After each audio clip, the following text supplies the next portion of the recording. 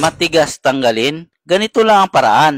Kukuha tayo ng power handle, tapos ilagay natin dyan sa atin socket wrench. Tapos, lagyan natin ng paa dito sa ilalim, tapos paluin lang ng ganyan, no? Ginising lang para lumuwag ng konti ang kanyang axle nut. Tapos, gamitan natin ng impact drive. Maluwag na yan, kaya na ng impact drive yan. Ganyan lang po ang mga diskarte.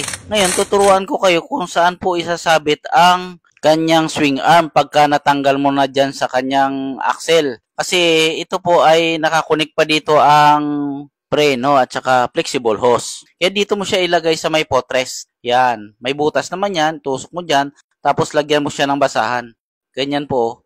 Yan. Para hindi magasgasan ang unit o ang sasakyan. Huwag nyo pabayaan ang nakalaylay dyan katulad sa mga kaugalian ng mga ibang nagtatanggal nito. Kaya ito po ay para madali ang paggalaw mo dito ay nakasabit doon ang swing arm bracket. O, ito na po, natanggal na natin ang kanyang gulong. Maraming salamat. Peace.